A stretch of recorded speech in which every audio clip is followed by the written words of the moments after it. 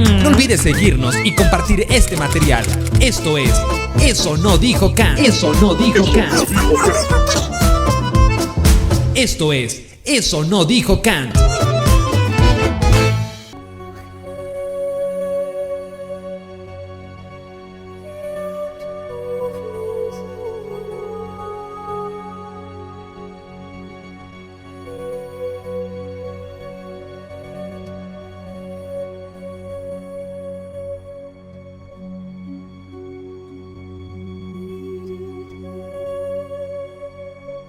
Hola, ¿qué tal? Yo soy Edgar Pacheco y esto es Eso no dijo Kant.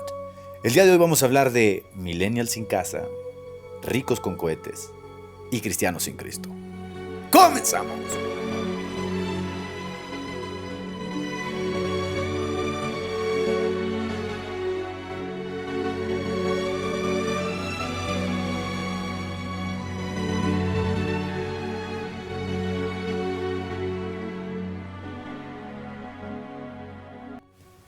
Francisco de Goya pintó un famoso cuadro de Cronos devorando a su hijo que tú puedes encontrar en internet, que es una excelente representación de lo que es el tiempo. El tiempo, como decía Federico Fellini, es muerte, muerte que se esconde en los relojes y en el diario suspirar. No lo vemos, no lo entendemos, pero nos confiesa su motivación salida del más cruel juicio de franqueza. El tiempo nos dice, el tiempo nos susurra cada día, polvo eres y al polvo volverás. Y el tiempo lleva en sí mismo el estandarte existencialista de, si le prestas atención, te agobiarás. Y si no le prestas atención, te vas a agobiar, pero quizá más tarde. El tiempo es un somnífero, al que se le entiende muchas veces cuando en el umbral de la muerte sabemos que se nos ha acabado el tiempo. Como decía Epicuro, Cronos nos devora. Y por ello, saber qué hacemos con el tiempo es para todo filósofo una de las disposiciones más sabias que podemos atender. Así lo dijo Jesús, no dijo, necio, esta noche vienen a reclamar tu alma, tu tiempo se acabó, y tú te dedicaste a acumular riqueza. En algún sentido es como hiciste un mal uso del tiempo. Ese cronos que te atravesaba fue utilizado de una manera estúpida y de una manera que es deshonrosa. Me llama la atención que en Primera de Crónicas los hijos de Isaacar fueron llamados entendidos de los tiempos. Y en su Don Juan, Carlos Castañeda afirma que no se requiere ser profeta para determinar hacia dónde va el rumbo de la vida, solo tenemos que extrapolar al futuro las consecuencias extremas del conocimiento presente. Mirar al presente es la mejor manera de vaticinar tu futuro. Mirar tu presente es la mejor manera de entender tu futuro. Tu presente es ese cronos que devora, que pasa lentamente, y tu futuro puede ser ese kairos, fugaz, determinante, culmen de todo acto que puede marcar un cambio en el rumbo.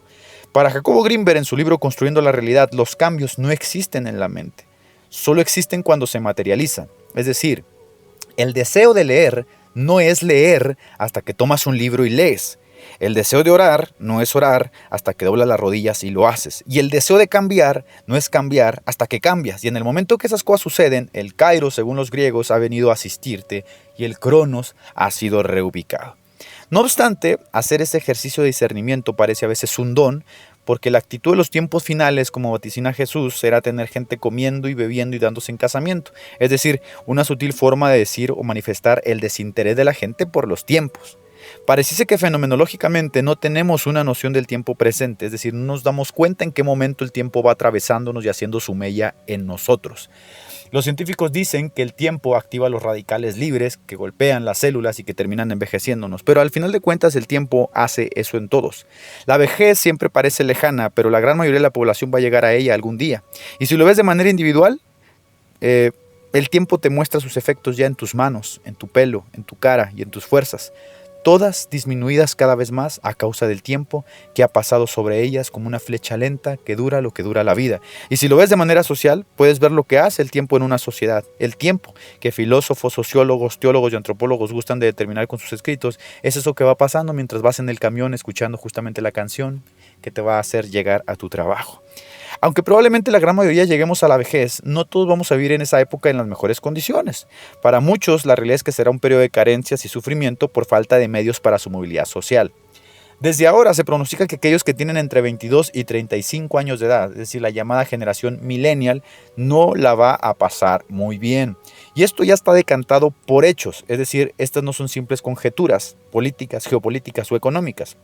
La última conferencia llevada a cabo en el famoso foro de Davos vaticina la movilidad migratoria de más de 1 millón de personas. a las principales, 1.000 millones de personas, perdón, a las principales urbes en busca de mejores condiciones de vida, lo que va a implicar a futuro uno de los mayores cambios en décadas. Hace unos días en México, por ejemplo, por cuestiones políticas o no, llegaron más de 300.000 haitianos a la frontera en busca de una mejor vida. Ya sea que estén asociados por organizaciones o no lo estén, el asunto es que nos espera un futuro muy interesante. Pero hoy voy a hablar desde mi entendimiento, de mi tiempo como millennial. Según un artículo publicado por el New York Times, la depresión está aumentando entre los millennials, está aumentando cada vez más. Muchos de los cuales, dice el artículo, sufren de soledad existencial. Sufren de estrés monetario, que es una linda y eufemística forma de decir están jodidos y están agobiados. Y sufren de agotamiento en el lugar de trabajo.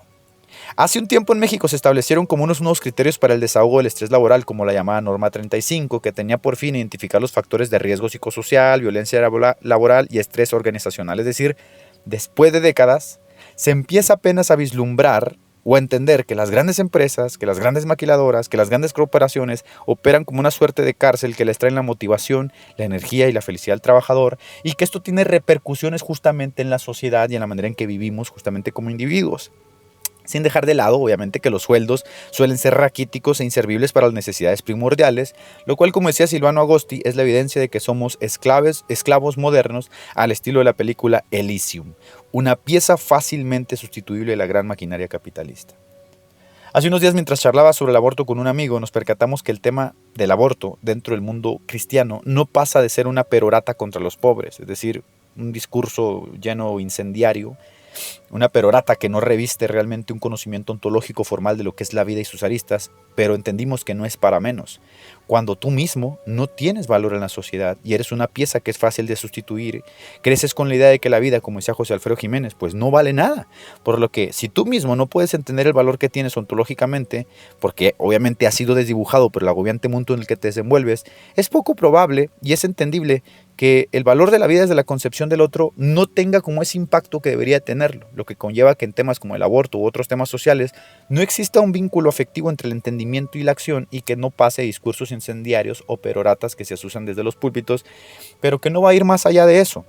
Las cifras del INEGI en México aseguran que solo el 27% de los millennials poseen una casa propia.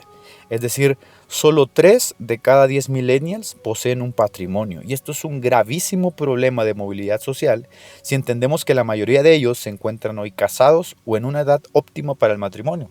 Lo que supone obviamente no solo que no tienen movilidad social, sino que son la generación más endeudada en décadas. Es decir, su estilo de vida se sostiene sobre créditos y deudas que les dan un poco de desahogo a su precaria vida, dado que viven obviamente con salarios precarios y bajos, y como la diosa consumismo los atosiga constantemente, tienen que encontrar la manera de validarse en sociedad, de validarse con sus amigos, de validarse en las iglesias, de validarse en su entorno, y terminan pagando con cansancio, sangre y dolor el último celular que ha salido, el carro a 7 años de la agencia y la casa a 30 años de Infonavit, lo cual es una sanguijuela que algunos tienen el privilegio de que lo succione y otros ni siquiera tienen eso porque otros ni siquiera acceso a los créditos tienen. Los millennials han comenzado la triste historia de la vida en un mundo en el que no tendrán acceso a una pensión, a una casa, a un estilo de vida holgado como el que tuvieron sus padres, y en el que se les grita constantemente que el problema no es la estructura social en donde hay una desigualdad moral entre el capitalista y el obrero, sino que el problema son los popotes y las bolsas de plástico que estamos usando. Donde se les dice que el problema no es la explotación laboral y el colonialismo moderno ejecutivo, sino el comer carne o no decirle compañera a una niña estúpida. No, el problema no es el desmedido incremento de la brecha entre el rico y el pobre, sino el lenguaje inclusivo y la estatua de Cristóbal Colón en Reforma. Es decir, el problema es soluciones ideológicas a problemas materiales. Cuando un rico dice que el mundo está sobrepoblado, obviamente se refiere a ti y a tu descendencia, no a la de él. Cuando dice que no debemos contaminar, obviamente se refiere a ti y a tu modo de vida, no a las de sus grandes empresas enquistadas en los países de escasos recursos. Cuando un rico dice que necesitamos un cambio, obviamente se refiere a un cambio que lo beneficie a él, no a ti. Así que una cosa es esencial, como decía Silvano Agosti, no besar los barrotes de la cárcel que verdaderamente nos oprime. Porque en este mundo, la realidad es una. El millennial sobreexplotado carga con la culpa de un supuesto mundo contaminado, mientras el rico con cohetes y en plena carrera espacial vende sus libros sobre cómo no contaminar al mundo. Hilarante, irónico. Quédate conmigo, eso no dijo Kant.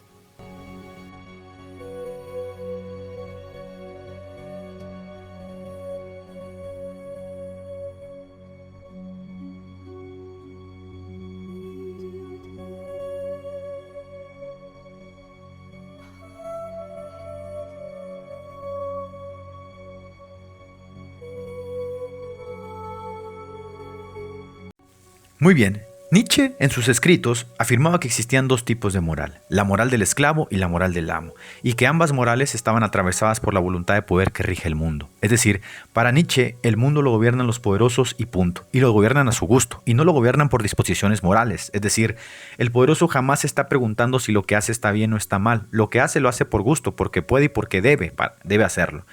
Para Maquiavelo y para Platón, el político y el poderoso no le deben explicaciones a nadie, porque justamente tener el poder los exime de dichas explicaciones. En una guerra, decía Hobbes en su Leviatán, el mandatario no se pone a dirimir cuántas bajas habrá, ni tampoco cuántos muertos tendrá, sino que toma la decisión por su poder de usar a sus hombres como carne de cañón o como muros de carne humana que defiendan justamente su país de los hostigamientos de otras naciones. Entonces, en última instancia, el poderoso no se pregunta si lo que está haciendo está bien o está mal. Para Nietzsche, el mundo no se puede gobernar de esa manera, sino que se debe gobernar por algo que es natural, el poder. El poderoso está ahí para darle forma al mundo, dice Nietzsche, y si al poderoso le gusta, entonces eso está bien y debe hacerse. Esa es la moral del amo, dice Nietzsche, quien construye al mundo sin la necesidad de rendirle cuentas de sus actos a nadie. La Iglesia también ha jugado en esta dialéctica del poder, y ha sido hasta hace muy poco que ha condenado las guerras, porque cuando tuvo el poder de la espada también creó el mundo que ella quería, conquistando por sangre, por fuego y por espada las tierras lejanas donde por deseo de Dios echaba sus raíces. Así que el jueguito de una iglesia inocente que ama y perdona a todos no se lo traga actualmente nadie. Es decir, si le vamos a hacer una crítica a Nietzsche desde el paradigma de la Iglesia, pues nos juzgaríamos a nosotros mismos, como dice el Evangelio de Romanos. Tú que predicas contra el robo, robas, pues no se sigue, ¿no? Hay una incoherencia ahí. Por eso para Soloviev, en el siglo de plata de la filosofía rusa, para él decía que se puede leer a Nietzsche como anticristo o se le puede leer como profeta, dependiendo de cómo se toma. Y él hace una síntesis muy interesante entre Nietzsche y el cristianismo que terminó por revitalizar el cristianismo en Rusia. Nietzsche dice que cuando se habla del poderoso, se debe decir que el poderoso no es juzgado por nadie, dice. La justicia no se impone sobre los ricos, solo se impone sobre los pobres, porque los ricos, por su poder, pueden sortearla. El triste juego de la moral, dirá Nietzsche, es algo que domina solamente la mentalidad del esclavo, es decir, a diferencia del poderoso, el esclavo, al no tener cómo combatir aquella disposición que lo subyuga, se recluye en el resentimiento y en el odio, un odio sublimado, un odio de desear cosas que no puede alcanzar. La diferencia entre el poderoso y el esclavo, según Nietzsche, es que mientras el poderoso crea lo que desea, como construirse un cohete y contaminar lo que 100 personas van a contaminar en toda su vida, el esclavo solo puede desear tener algo y no alcanzarlo. Entonces desea que el rico se muera y que le explote el cohete y celebra la ruina del poderoso como algo bueno. El esclavo solo puede desear, y ahí está el culmen de su odio sublimado. Como decía Eduardo Galeano, sueñan las pulgas con comprarse un perro. Así que al no poder alcanzar lo que el poderoso tiene, lo odia secretamente, lo odia abiertamente. Pero ese odio es moralmente justificado. Y por ello Nietzsche ve en el cristianismo un rival del orden y el avance, porque al sublimar el odio a los esclavos revierte los valores naturales que dirigen al mundo. Por ejemplo, dice Nietzsche, cuando Santiago dice «ay de los ricos», está haciendo un juicio sobre aquel que creó el mundo en el que vive Santiago. Y al emitir un juicio sobre el rico, emite un juicio sobre el orden. Y al emitir un juicio sobre el orden, demuestra que lo odia. Por eso dice Santiago, no os hagáis amigos del mundo, de ese mundo creado por el poderoso al cual él detesta. Porque ese mundo es moralmente malo, dice Nietzsche. Aquí estriba, según Nietzsche, la diferencia entre el poderoso y el rico, el poderoso y el noble, el poderoso y el esclavo. El mundo es malo porque lo creó el rico, dice el esclavo. Pero si yo pudiera crear el mundo, sería bueno. Sin darse cuenta el esclavo que al crear el mundo tendría que convertirse en poderoso. Y esta es una paradoja, dice Nietzsche, que el cristianismo no se puede salvar. Y en este juego de poder nadie se ve exento. Algunos pueden estar abajo, otros pueden estar arriba. Pero la realidad es que todos deseamos estar arriba, dirá Nietzsche. Estos valores del esclavo son producto del ingenio judío, quien sublimó el odio con la máxima representación de su imaginario, es decir, Jesucristo, quien vino a darle valor a las parias, a los leprosos, a los borrachos y a las prostitutas, y a condenar a los poderosos encumbrados en sus tronos, y por ello Nietzsche lo detesta. El cristianismo es un germen que destruye el orden natural. De igual manera, estas ideas llevadas a nivel filosófico y político encuentran cabida en el marxismo, donde el odio del obrero por el patrón es justificado como bueno y asusa la guerra de clases. Así que marxismo y judaísmo son primos hermanos, y judaísmo y cristianismo hermanos de sangre. Y por eso el ideal de Hitler, que estaba muy anclado en las ideas de Nietzsche, es acabar con el marxismo y con los judíos, y depurar el cristianismo de su núcleo judío, porque, según ellos, la transmutación de los valores que propone justamente el cristianismo hace que en última instancia todo se pervierta. ¿Qué se puede decir a todo esto? Que es verdad, que el cristianismo ofrece un ideal, ofrece un reducto de valores que miran al pobre, al desnudo, al desventurado y lo precian de valioso, pero no per se, sino ontológicamente, valioso en el sentido de darle la oportunidad de elevarse por encima de sí mismo a través de la transformación de su propio ser, con la fuerza y con el poder del Espíritu Santo y el Evangelio. Que ahora el pobre puede ser sabio y rico si lo desea, recluyéndose al camino trazado por Jesús. Que quien quiera puede aceptar, que quien quiera puede negarse. Porque el pobre, a diferencia de lo que muchos estúpidos creen, no es pobre porque quiere, sino porque ha nacido y crecido en medio de condiciones desfavorables que son un caldo de cultivo para su degradación moral, y que ese caldo de cultivo en el que le ha tocado nacer no fue escogido por él o por gusto por su familia. Por eso es bienaventurado el pobre de espíritu, que ahora puede acercarse a Dios sin las cadenas de las castas raciales o sacerdotales de los poderosos. Por eso es bienaventurado el que llora la muerte de sus seres queridos, porque ahora existe una esperanza para ellos. Porque si bien el poderoso ha adquirido su poder a causa de sus bienes, linajes y herencias, el cristiano le ofrece una visión alterna en los valores.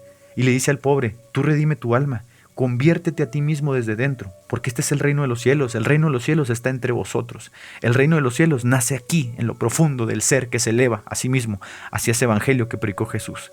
La idea de que el cristianismo sublima el odio puede ser una verdad parcial, sobre todo cuando el cristiano odia y muestra que el rico le causa dicho odio.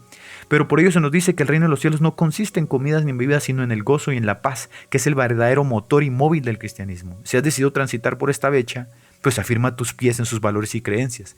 Que si bien dice uno de los más grandes economistas de la escuela de Chicago que si naciste pobre hay un 84% de posibilidades de que mueras pobre, todavía puedes redimir el alma, redimir el ser, redimir la mente, redimir la razón y elevarte por encima de tus precariedades. Por muchos siglos, el cristianismo se presentó como el refugio de las masas necesitadas. Como Jesús dijo, he venido a llamar a los pecadores. Y esos pecadores casi siempre encontraban conciencia de su carencia, de su pobreza espiritual y aceptaban cambiar. Y lo veían con gozo, lo veían con alegría, porque Jesús venía a ofrecer realmente un camino distintivo a toda esa subyugación que consistía el poderoso. Ellos eran bienaventurados porque ellos eran los que aceptaban. Por eso el cristianismo, lejos de sublimar el odio contra el rico, encausa su amor por el pobre y se preocupa por el rico independientemente de sus riquezas. Y por eso en las cenas ágapes no existía el rico o el pobre, sino una nueva clase de hombres, los hermanos. Es decir, esta idea de azuzar la lucha de clases entre ricos y pobres, el cristianismo no la soporta. Y esta idea de que el rico debe estar por encima del pobre, al cristianismo es indiferente a ella, pero ofreciéndole un camino alterno al pobre. Redime tu alma, cree en el evangelio. Y entonces el reino de los cielos habrá nacido a ti, habrá venido a ti. Ahora, muchas personas creen que Jesucristo cuando hablaba a los pobres los alababa per se, es decir, independientemente de sus actitudes, pero no. Por ejemplo, cuando Jesucristo habla con la prostituta, igual la recibe y la redime, pero le dice, no peques más. Cuando Jesucristo habla con Zaqueo, él se da cuenta que hay un cambio en la actitud, hay un cambio de paradigma, hay un cambio realmente en su kairos, en su cronos. Y es que esto es el reino de los cielos. El reino de los cielos es ofrecer una nueva manera de redimir al hombre a través justamente del evangelio y la predicación de Jesús. Continúa conmigo en Esto No Dijo Kant.